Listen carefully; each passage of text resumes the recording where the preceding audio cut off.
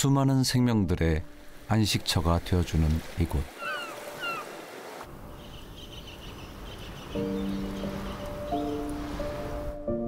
하지만 상가 와서 기억나는 거는 공포스러운 것밖에 없어요, 되게. 잔인한 운명의 수레바퀴가 돌아가고 있습니다.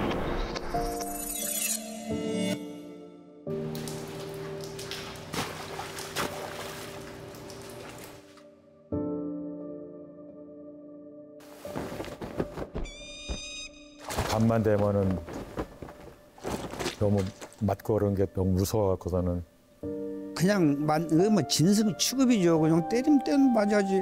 뭐 더더군다나 그 어린 나이인데. 벗어나려 발버둥칠수록 목을 옥죄어오던 그곳에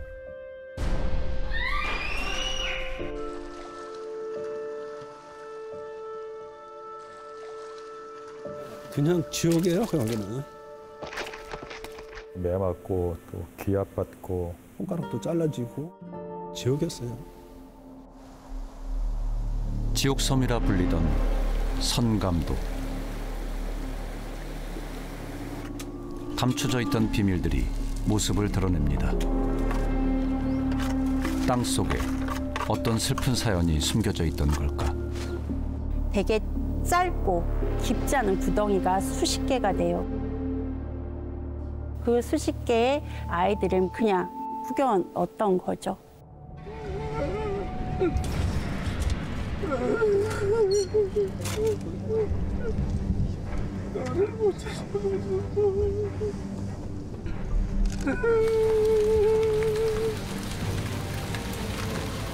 그 섬에 갇혀 있던 소년들의 눈물. 이제 선감도 아이들이 그들의 이야기를 꺼내놓습니다.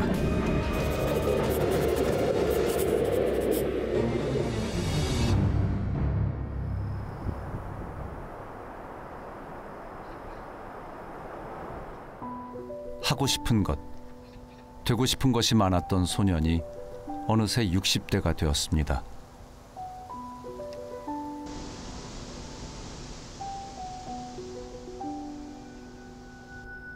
그가 어렵사리 자신의 이야기를 시작합니다. 아버지가 수원문화원의 사무총장으로 계셨으면서 경제적으로든 사회적으로든 부족함이 없는 상황이어서 사형제 중 셋째였던 이주성 씨. 그는 부모님, 형, 동생과 함께 남부러울 것 없이 살았습니다. 제 사진에도 있지만은 그때 당시에 이제 창경화 가족들이 창경화 나들이를 할 정도로 부족함 없이 살았던 것 같습니다. 하지만 뜨거운 태양이 내리쬐던 1970년 여름. 조국 근대화와 민족중흥의 열매가 맺을 우리의 70년대. 민족중흥의 대동맥 서울 부산 간 고속도로가 완전 준공을 보았습니다.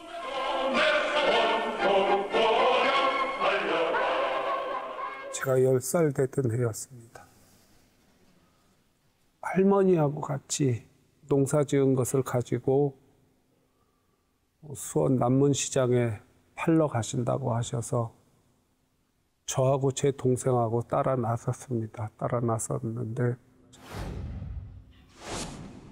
장사하시는 동안 옆에 그냥 멍하니 앉아 있으니까 너희들 수원 역전에 형이 있으니까 거기 가서 형하고 놀고 있어라.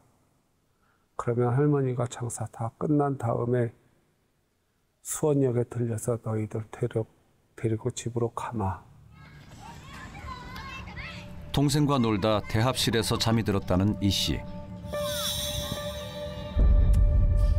그런데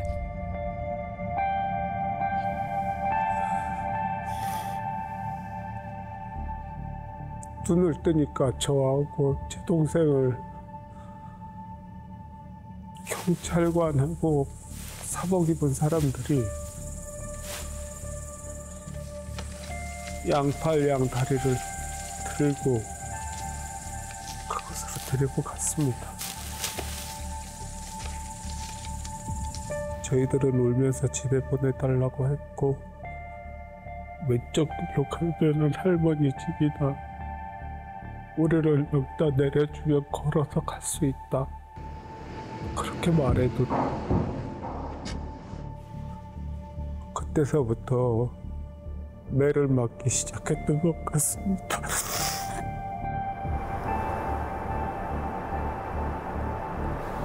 경찰들은 박명의로 때리고 시청 직원들은 발로 차고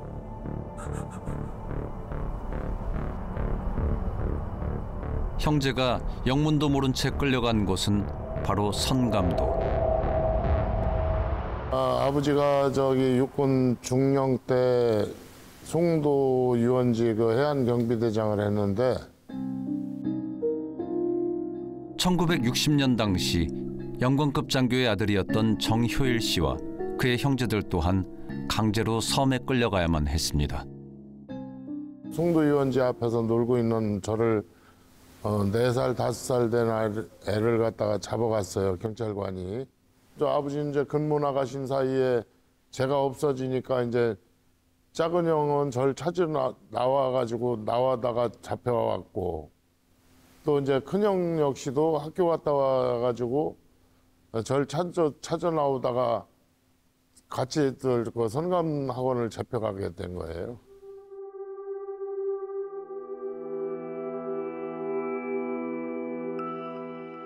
그 경찰관한테 우리 집이 바로 옆인데 왜 날 잡아가느냐고 기둥 같은 걸 붙들고 막 울었더니 몽둥이로 두드러 패가지고 머리가 터졌어요, 제가.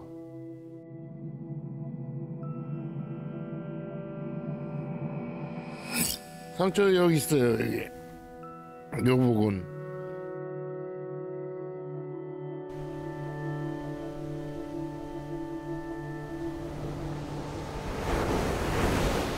그곳에 첫 발을 내딛는 순간부터 지옥이 펼쳐졌다고 정 씨는 기억합니다. 내리라고 그래서 이제 내리니까 옷을 홀짝 벗기더니 밀가루 같은 걸 막 뿌려요, 몸에. 그러더니 물 갖다 막 뿌리고 그러더니 이제 집에 보내달라고 나보다 큰 놈들한테 얘기하면은 이놈들이 막 두드러 패는 거예요, 운다고. 폭행이 두려워 같이 끌려온 형제들과 아는 척도 할 수 없었다던 이곳. 누가 무슨 목적으로 이 섬에 아이들을 가둬놓고 폭력을 행사했던 걸까? 거리의 천사들을 구호해서 불쌍한 이들에게 새로운 삶의 도전을 마련해주고 있는데 정부에서는 앞으로 전국에 걸쳐 불황아와 거린들의 보호 대책을 서두르고 있습니다. 당시 정권은 거리의 아이들을 교화시켜 자활의 기회를 주겠다는 명목으로 일명 불황아 정책을 시행했습니다. 그 일환으로 운영된 시설 중 하나가 선감도에 있었고 사람들은 이곳을 선감학원이라 불렀습니다.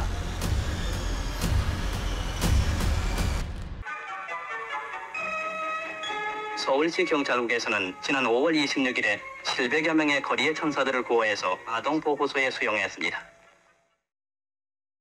도시 정화 정책 또는 도시 미화 정책이라는 이름으로 공문이 내려옵니다. 불황아 단속. 이 5글자 때문에 아무 죄가 없는 아이들은 외딴 섬으로 끌려갑니다.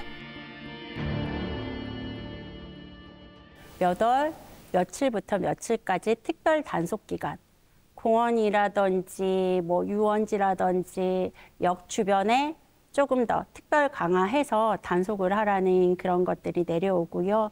공무원들이 나가서 이 아이들을 단속을 하는 거죠. 할당량을 채우기 위해 아이들을 끌고 갔던 어른들. 아이들의 신상은 원화대장이란 문서에 기록되어 있습니다. 하지만 아이들의 보호자 확인이 안 되어 있음은 물론 이름과 나이, 주소가 허위로 기재되어 있습니다. 70%가 가족이 있는 분들이셨습니다. 불황아라는 개념 자체가 없는 상태에서 불황아를 잡아들이라고 했고 그냥 입성이 허름한 친구들 그리고 학교 가야 될 시간에 학교 가지 않고 놀고 있는 친구들을 무더기로 잡아가다 보니 그렇게 가족이 있거나 연고자가 있거나 또는 본인이 소년 가장임에도 불구하고 이렇게 억지로 단속이 돼서 강제 수용된 경우가 많았던 것 같습니다. 그렇게 부호가 아닌 수집의 대상이 되어버린 아이들. 제 원화대장에 보면 걸식을 했다라고 적혀 있고 가정이 온전치 못했다라고 적혀 있고 자기들 임의대로 다 적어놓고 부모님과 함께 지내던 이주성 씨는 먹을 것을 구걸하던 아이로 기록돼 있습니다. 저나 제 동생은 지금까지 아파하지 않으면서 살 수 있을 텐데. 저는 당연히 불량아가 아니죠. 집에 저 육군 중령의 막내 아들인데 어떻게 불량아예요? 집에 저 먹고 잘 노는 애를 갖다 잡아갔는데. 함께 선감도에 끌려온 정효일 씨 삼형제. 같은 부모를 가진 형제들의 인적 사항이 제멋대로 작성돼 있었습니다. 1982년까지 불황아라는 이름으로 입소한 인원은 5,759명. 하지만 이 수는 더 많았을 것으로 추정됩니다.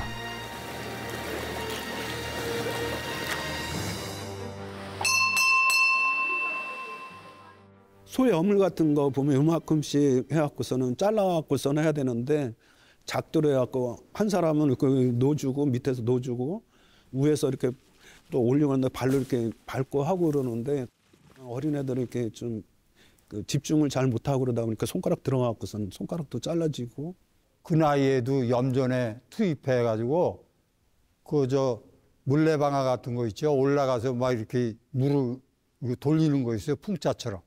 그거를 하다가 넘어져가지고 거기서 떨어졌어. 떨어져가지고 지금도 이 다리가 왼쪽 다리가 지금도 저려요. 그 어렸을 때 그때 치료도 그때 못 받아서 그런 거죠.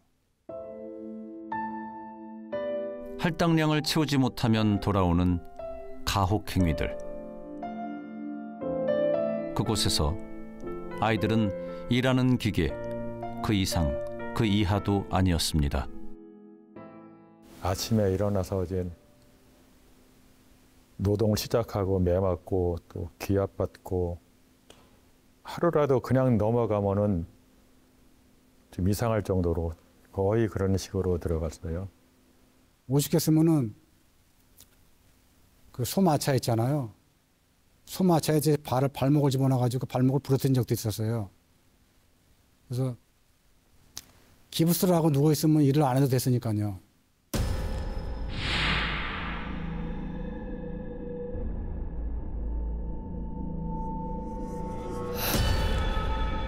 어린아이들이 감내하기엔 너무나 가혹했던 노동. 끔찍한 노역과 함께 아이들을 괴롭힌 건 바로 밥을 줬는데 그 보리가 썩어가지고 곰팡이 쓰는 보리 밥을 해서 안 먹으면 죽으니까 거기 있던 사람들이 그거 냄새 나는 것도 억지로 먹었습니다. 새우젓에 구더기가 다닌다는 얘기를 들어보셨는지 모르겠는데 그런 새우젓을 주고 굶주림이었습니다. 그들의 줄인 배를 채워준 것은 무엇이었을까?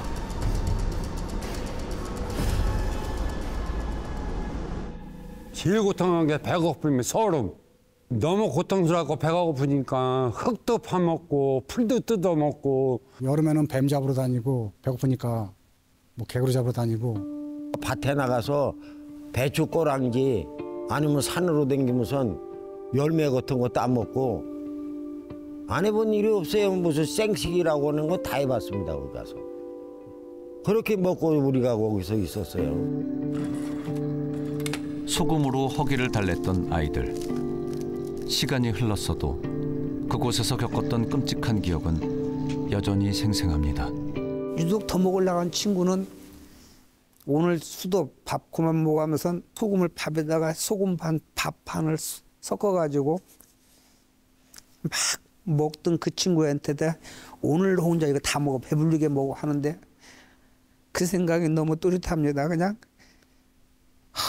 그 소금을 어떻게 그걸 먹어요. 그냥 막 그 친구 먹는데 콧물 진물 다 나오고 잘못했습니다 하고 사정하면 그대로 막 지치는데 피가 난자하고 죽는 줄 알았지 막 그냥 토하고 뭐하고 도저히 못 먹는데 옆에서 우리들도 다 죽은 듯이 그냥. 강제노역과 배고픔의 시간을 이겨내야 했던 아이들.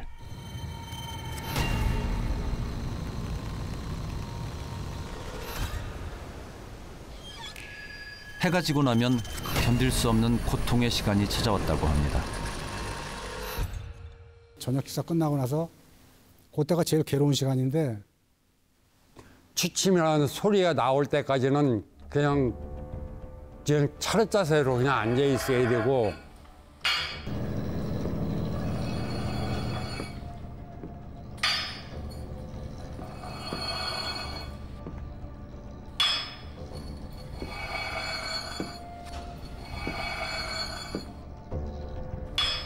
사장이나 반장들이 거기다 이제 곡괭이자를 들고 복도 질질 끌고 다녀. 그리고 쇳소리가 콘크리트에 이제 그게 마모가 돼가지고 일반부터 저 끝방까지 차라리 일찍 만났으면 이제 그런 고민도 사라지잖아요. 그냥 아유 후련하잖아요. 그냥 일찍 맞았으니까 오늘은 끝난 거구나 싶은데 그 내가 맞을 때까지 오는 그 과정이 너무 공포스러운 거예요, 사실은.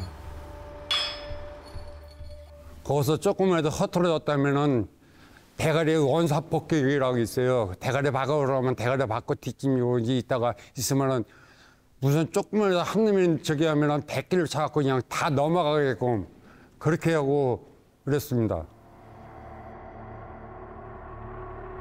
밤낮 없이 자행된 이유 없는 폭행. 맞고 또 맞고. 처음에는 한 대, 그 다음에 2대, 4대, 8대, 16대, 배수로 막 올라가가지고 56대까지 맞고 기절한 적이 있습니다. 반세기가 흘렀지만 가해자들의 잔인했던 얼굴을 잊을 수 없습니다. 근데 그 때린 사람 기억하고 있습니다. 그래 거기서 때린 사람들이 제 기억에는 한 7사람인가 전부 기억을 하고 있어요. 이름을 대면은 그 사람들 기억을 하더라고요, 전부. 아이들을 때리고 학대를 가한 건 똑같이 선감학원에 잡혀온 나이 많은 원생들이었습니다. 강제로 끌려온 이들이 무자비한 폭력을 행사한 이유는 무엇일까? 아이들이 많이 수용됐을 때는 500명 가까이도 수용이 됐었는데 거기 일하는 공무원들은 많지가 않아요. 10명 내외입니다. 10명 내외의 젊은 남자들이 그 많은 혈기왕성한 아이들을 관리하기가 당연히 힘들죠. 그러다 보니까 구조적으로 아이들을 관리하기 쉽게. 원장을 정점으로 공무원들 밑에 기숙사를 관리하는 사장과 각 반을 관리하는 반장을 두어 군대식으로 원생들을 통제한 것입니다.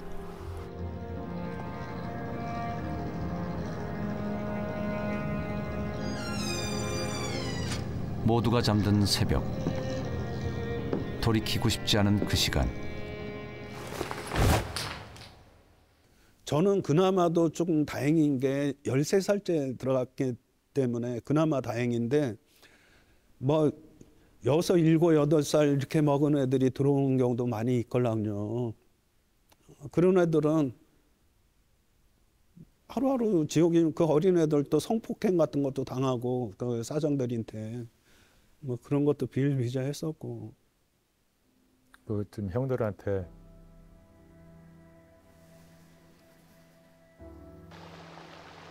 성폭력도 당하고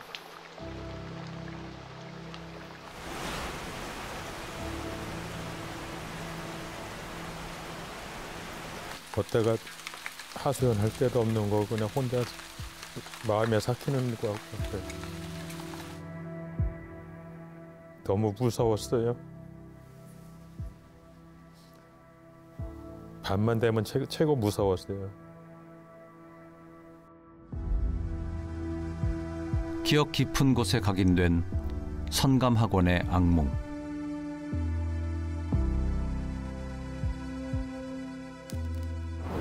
그냥 지옥이에요. 여기는 지옥이었어요.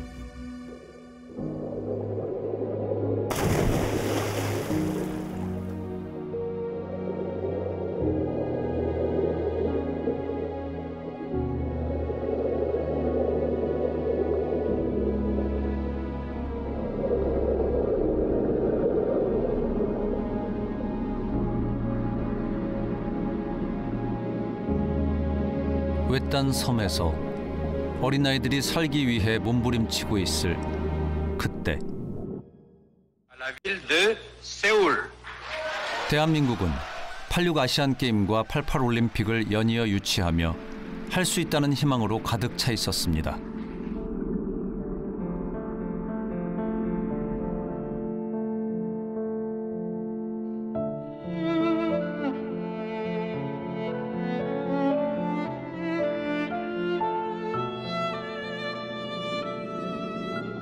같은 시간을 선감학원 아이들은 헤어나올 수 없는 고통 속에서 보내고 있었습니다. 저는 그들을 용서할 수가 없습니다.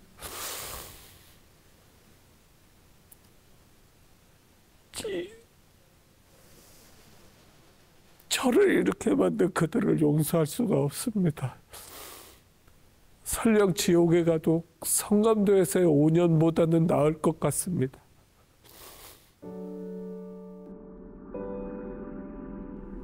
지옥섬에서 탈출하고 싶었던 어린 이주성 씨.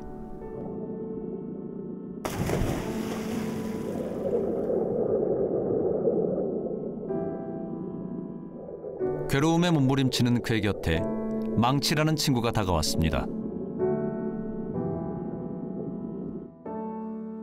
그 조그만 손으로 건빵을 한 주먹 쥐어주면서 먹어라.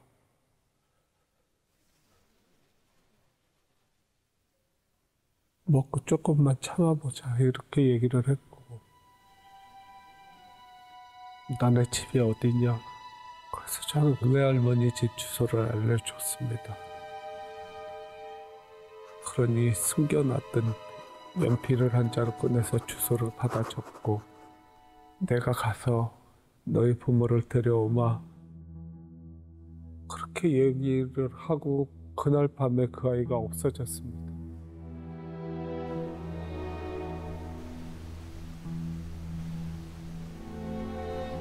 그런데 3일인가 있다가 누가 바닷가에 떠밀려 왔다. 그러면서 훈육 선생이 저를 포함해서 10명 정도를 불러서 따라와. 바닷가에 도착하니까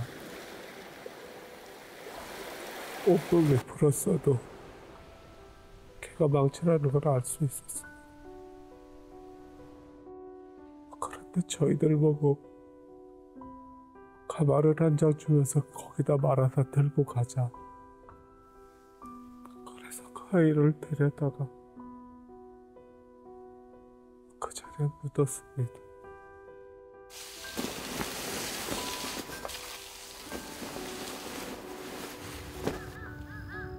긴 시간이 흘렀지만 모든 게 자신의 탓인 것만 같아 괴로움에 사무쳐 살았습니다.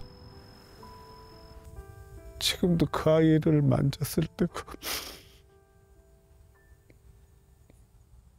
그 차가운 기운이 제 뼛속까지 들어오는 것 같았습니다.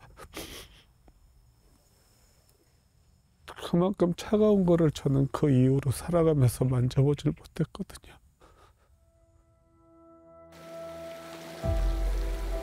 목숨을 걸고서라도 벗어나고 싶었던 선감학원. 원생들은 매일매일 탈출을 꿈꿨습니다. 그 저수지가 있는데 거기에서 저수지 가는 애들은 거의 수영 연습하는 겁니다. 그 가로 세로 한 200m, 200m 되는데 거길 쉬지 않고 왕복을 하면은 도망가도 된다는 인식이 퍼져 있었어요. 그래가지고 형제들이 거기에서 수영 연습을 많이 했어요.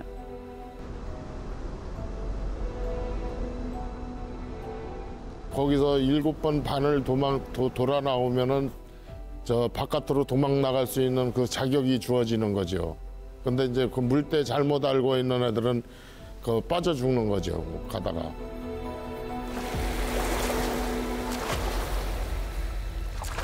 오로지 살아남기 위해 수영을 배웠습니다. 그리고 그 노력의 끝에 탈출이 있을 거라고 굳게 믿었습니다.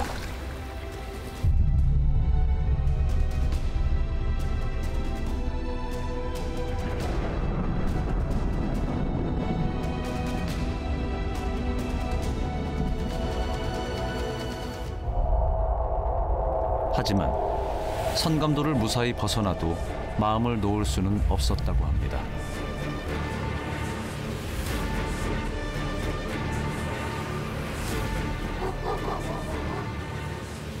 열한 명이 집단 도주를 한 적이 있었어요. 안개 낀 날 찬스다 싶어가지고 도망을 갔는데 옆에 대부도로 들어가게 됐어요. 밥이라도 얻어먹자. 그러고 나갔는데 대부도에서 불황들이 신고를 한 거예요. 도망갔다가 신고를 하게 되면은 뭐 대부도 사람들이나 불황들한테 밀가루 한 포대씩을 줬어요. 솔직히 우리가 뭐 간첩도 아니고 무장공비도 아니고.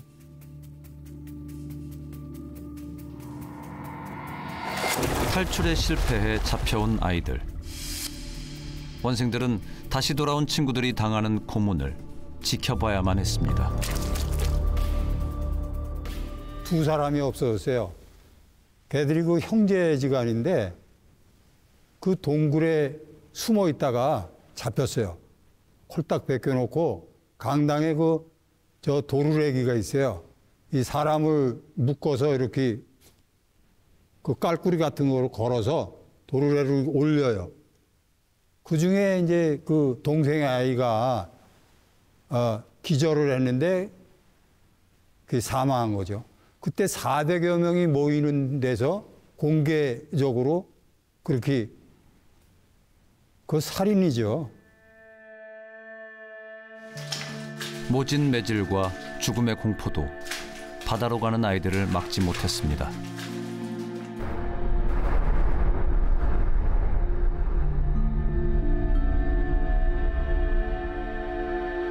(1964년) 원생 100여 명이 선감도를 탈출했다는 기사가 보도됩니다.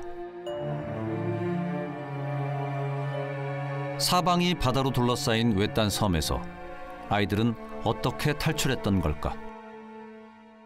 마산포로 건너가는데 평소에는 가운데 삼각줄에는 모래가 있어요. 물이 많이 빠지면. 그 가다가 지치면은 거기서 잠깐 쉬었다가 중간에 그리고 건너가면 되는 거예요. 자유를 향한 필사의 탈출이 끊임없이 이어집니다. 근데 소 키우는 데가 마차가 있었어요. 마차가 있었는데 마차가 있으면 다이아가 있을 거 아니에요? 근데 그 주부를 어떻게 구했어요? 주부 가지고 둘이서 그 시간 맞춰갖고 도망 나온 거예요. 비료포대 거기에다가 지가 입던 옷 그걸 넣고 똘똘 말아서 등어리에다 매가지고 그걸 추부 삼아서 넘어간 애들도 있었고. 아이들이 선택한 길은 육지와 이어진 화성의 마산포였습니다.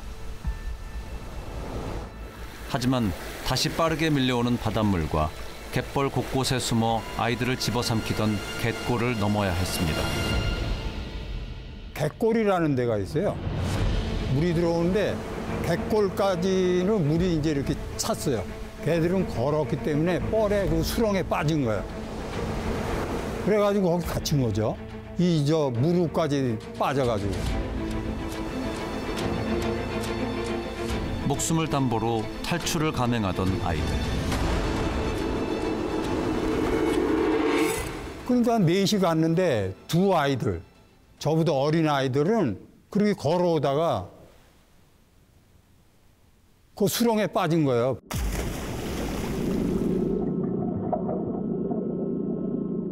막 아우성 치고 그랬죠. 형아 살려달라고.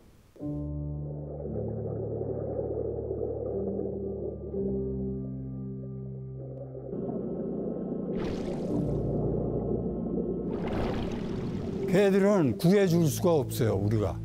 물은 들어오지.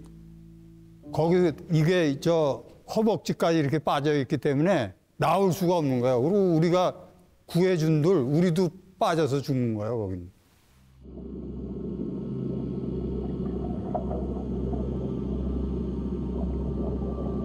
그러니까 그게 생각이 지금도 나니까는 벗어날 수가 없는 거죠, 그게.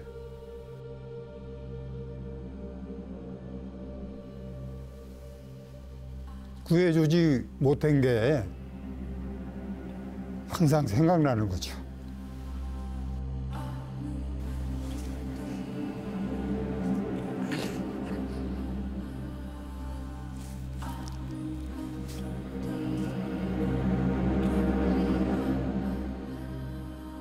셀 수 없이 많은 아이들이 바닷물에 잠겨 슬프고 짧은 삶을 마감했습니다.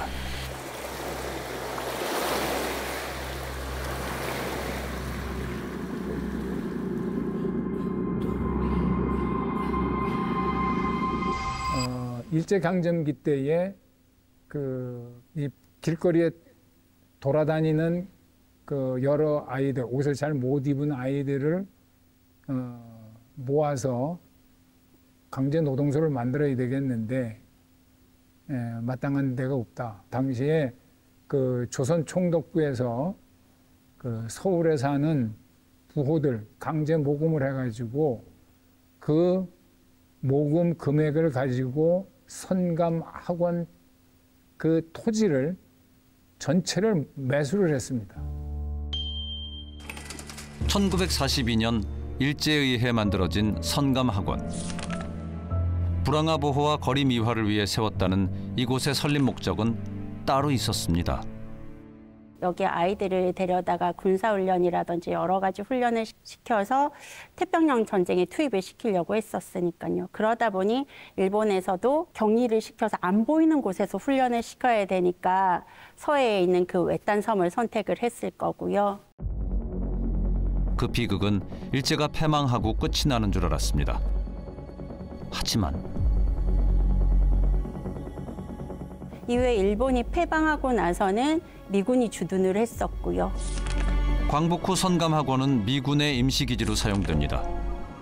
그동안 주한미 제1군단과 한미재단의 다대한 원조를 얻어 원사와 직업보도 시설을 증축해오던 경기 도립 선감학원에서는 그 공사가 완료했으므로 미군 주둔 이후에는 1946년도부터 경기도에서 1982년까지 경기도에서 쭉 운영해왔던 아동 수용시설입니다.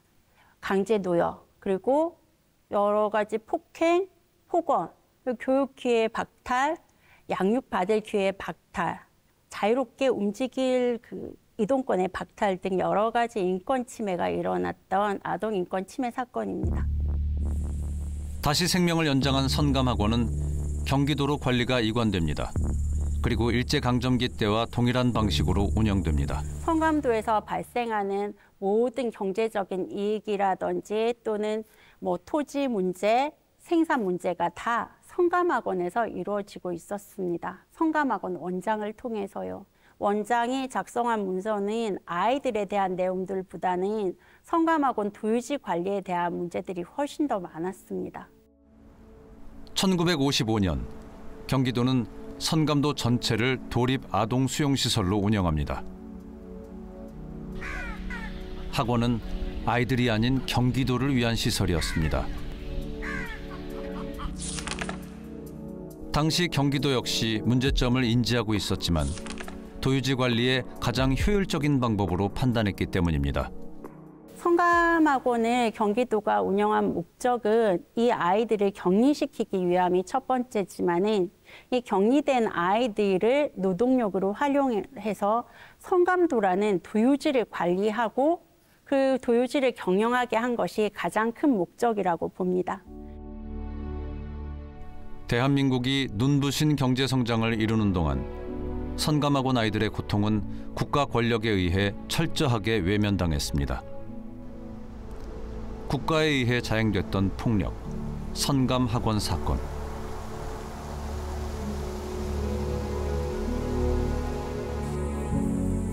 시간이 흘러 학원은 문을 닫고 섬에 갇혀있던 소년들이 중년을 훌쩍 넘긴 지금. 할아버지 할머니 다 돌아가셔갖고 뭐 동사무소에서 나와서 갖다 묻어주셨다고 그런 얘기 내가 들은 적은 있어요.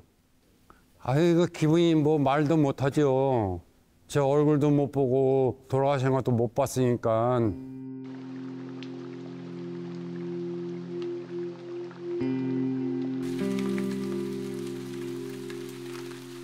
준희 씨의 하루하루는 여전히 섬에 갇혀 있습니다. 저가 지금 계속 술을 하루도 안 빠지고 먹거든요. 매일요. 나는 아침에 눈 뜨면 술을 시작해갖고 술을 저녁까지 먹거든요. 매일 그렇게? 예. 왜 그렇게 술을 많이? 괴로우니까요.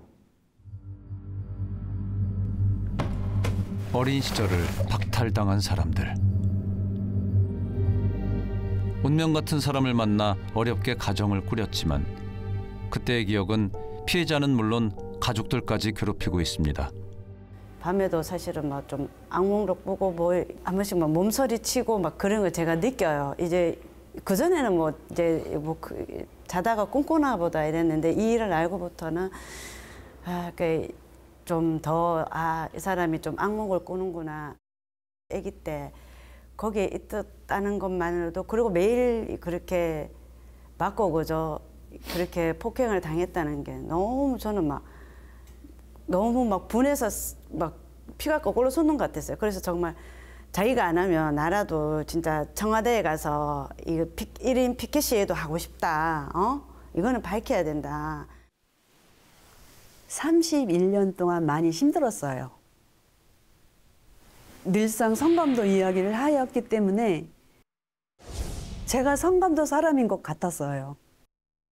저녁에 취침 시간에 그 곡괭이 자루를 끌고 오는 그 소리를 굉장히 무서워했어요. 그 소리가 귀에 들린다고 했어요.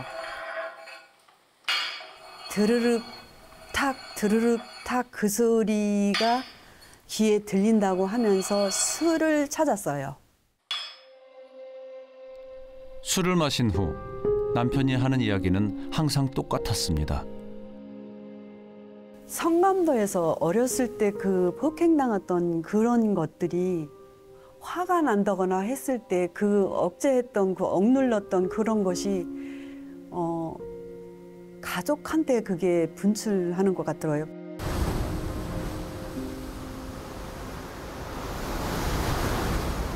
섬에 갇혀버린 남편을 다시 꺼내줄 수는 없었습니다. 저 하나 그냥 없다 생각하고 그냥 남편 말 들으면서 조용히 살면 평화롭겠다 하는 생각이 들었어요. 그래서 그 이후로는 저 자신이 없어진 것 같이 살았어요. 머리가 달려서도 생각할 수 없었고 손이 있어서도 내 마음대로 할 수 있는 게 없었고 발이 있었어도 내 마음대로 갈 곳도 못 가고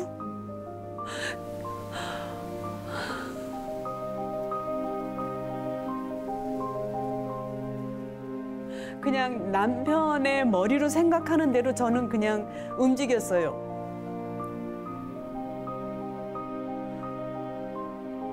그 이후로 저 자신은 없이 살았어요.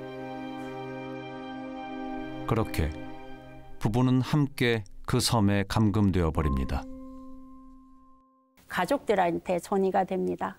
가족들한테 전이가 돼서 가족들한테 다시 한번 이분들이 겪었었던 어떤 피해라든지 폭력이 그대로 가족들한테 가고, 그 가족들이 또 자녀분들이 계시다고 하면은 이 자녀분들은 대를 이어서 본인의 가정을 이루고 거기서 또 낳게 된 아이들에게까지 전이가 돼서, 즉 대대로 대를 이어서 피해가 전이가 된다고 합니다. 그 아픈 환자들을 이렇게 좀 보듬어 안고 그런 어떤 고통들을 담아내고 이렇게 살았던 그런 가족들의 그런 어떻게 보면 2차 가해를 받으신 분들이 있어. 예, 그분들은 나는 이런 피해를 받았다라고 말씀도 못 하시는 그런 상태라서 이 피해자 가족들의 그런 그 좀 치유도 좀 적극적으로 함께 되어야지만 우리 이렇게 그 성감학원 피해자들의 치유가 함께 조속하게 일어날 수 있다고 생각합니다.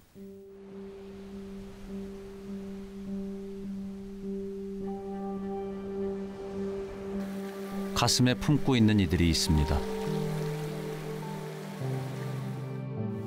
망치한테 미안하고 선배들한테 미안하고 제 머릿속에서 한시도 지워본 적이 없습니다. 한 10년간은 악몽을 꿨습니다. 그것 때문에. 요즘은 조금 나은 편인데 참 어려운 시기에 나만 살아가지고 나만 잘 먹고 잘 사는 게 참 비참했습니다. 살아남은 자들의 슬픔. 진실화해위원회는 명확한 사실관계 규명을 위해 작년 가을 선감학원 2차 유해 발굴을 진행했습니다. 조사 결과 150기 이상의 봉분이 있을 것으로 추정됐습니다. 하지만 원화대장에 쓰여있던 사망자 숫자는 24명. 아이들의 육신은 고작 치아 몇 점만으로 세상에 돌아왔습니다. 총 43기 확인해서 그중 40기에서 피해자 안매장이 추정되었으며 이 중 15기에서 치아 및 유품 등을 확인했습니다. 수의도 입지 못하고 안매장된 아이들. 발견된 치아를 통해 12세에서 15세 사이의 원생들이 묻혔다는 걸 확인할 수 있었습니다. 그런데 발견된 유품들 중에 유독 눈에 띄는 것이 있습니다. 그것은 바로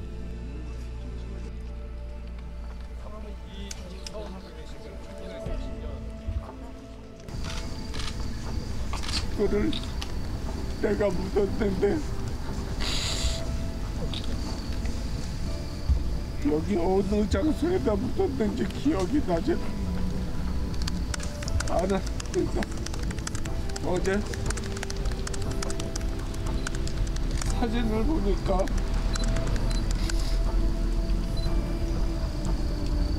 친구가 가지고 있었던 배가 고픈 술을 가서 먹을 때 해가지고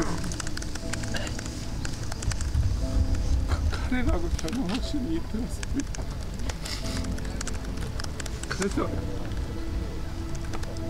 실은 제가 반드시 와야 되겠다.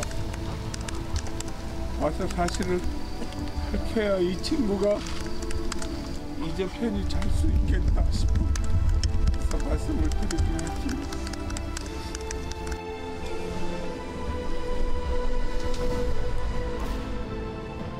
잊어본 적 없는 친구 망치의 무덤을 주성 씨가 어루만집니다. 너를 못 찾아가지고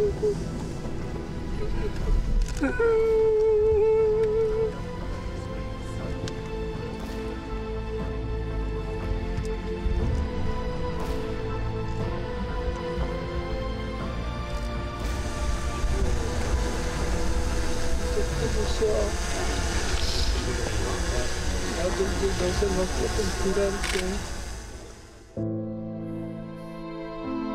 다시 망치와 만난 주성 씨의 마음은 위로받았을까? 수많은 어린 영혼들이 아직도 가족을 찾아가지 못하고 있는 상황. 생존자들이 간절히 바라는 것이 있습니다. 일단 그곳에 묻혀 있는 저희들 동료들 다 꺼내주고 싶습니다. 치아 하나, 흙 한 줌, 살이 녹아내린 흙 한 줌이라도 다 꺼내주고 싶습니다. 걔네들도 다 부모 형제들이 있어요. 아예 생 고아로 이렇게 그런 경우는 드물고 대부분 보면은 집들이 다 있다고요. 그러니까 부모 형제들이 다 있어요, 사실은. 그런데 부모들은 여태까지 연락 없고 그러니까 어디가 살았는지 죽었는지 그렇게 잊혀지고 살 거 아닙니까? 제일 불쌍하죠. 뭐 경기도가 됐든 중앙정부가 됐든 뭐 찾을 수 있는 그런 길이 있다 그러면은 그 유가족들을 찾아주는 그런 게 실행이 됐으면 그런 한 바람이 있습니다.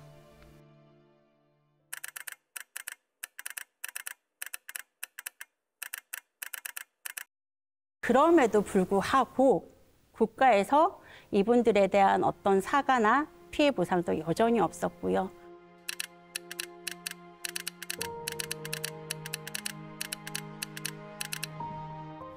국가로부터도 정식으로 사과도 받고 싶고, 저희는 그냥 지금까지 뭐 대한민국 국민이 아니었던 거예요, 그냥. 그건 정부에서 책임 있는 거지. 길 가던 사람들을 잡아다 강제로 잡아다가 노역시키고 그러는 거는 딸아든 저희들한테 머리 숙여 사과하기를 원합니다.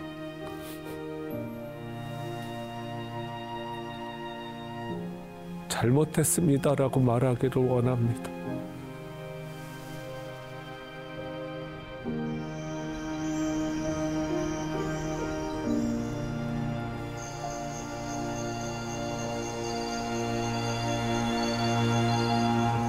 바닷가 자갈들도 우리하고 놀고요.